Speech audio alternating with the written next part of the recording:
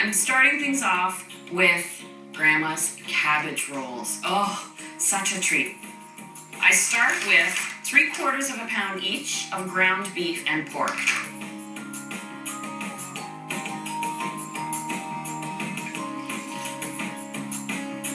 And I'll get the beef and the pork cooking along with 2 cups of diced onions and 1.5 cups of shredded carrots. There we go. Now while that starts cooking down, I can start working on my cabbage leaves. I found I really like using the Savoy cabbage with its ruffly leaf. Some people like to freeze the whole head of cabbage and they find it peels apart. Some people actually immerse the whole head of cabbage in, and as they're assembling, they sort of peel off each leaf as it gets softened. I find that I take at least half the head of cabbage apart. So I peel the leaves off as much as I can, and when I get to that small, more central core, then I immerse the whole head in the water and pull it off and peel off those leaves. And I drop them in the boiling water, and I'm not looking to cook the cabbage leaves fully, just soften them so that I can put the filling in and fold them. When I can see that I can bend and fold the cabbage leaf, then I pull it out. The lighter the cabbage leaf color, the less it takes to actually cook and soften it up. The darker outside ones take a little bit longer. Now, what I have found works for me, and I think my grandma would approve, is I actually cook up 3/4 cup of brown rice. So you get that added fiber in there. So this is cooked and cooled, and I'll stir that in. And for seasoning, I like to add a tablespoon of Hungarian sweet paprika, as well as 2 teaspoons of celery salt.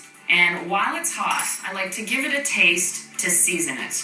So I'll start with a little. You actually want to highly season your filling.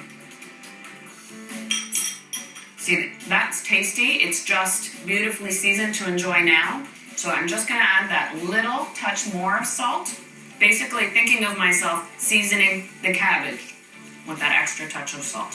So I'll just let this sit to cool down completely and continue blanching my cabbage leaves, and then it'll be time to assemble the rolls.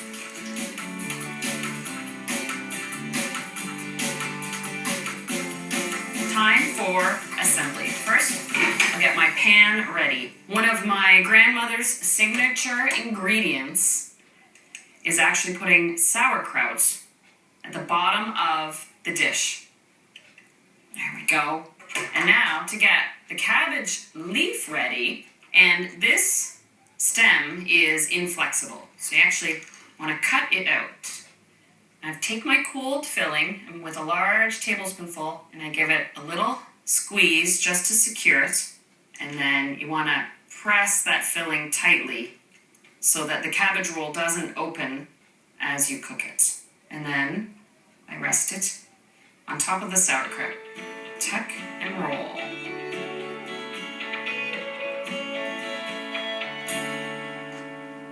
And then I top it with a layer of sauerkraut. Whoa, that's a good looking dish. I like to use just a plain tomato sauce or crushed tomato, or if you have a homemade tomato sauce you like to use. And then I like to pour water about halfway up the cabbage rolls. So this dilutes the tomato sauce a little bit. And bay leaves for flavoring.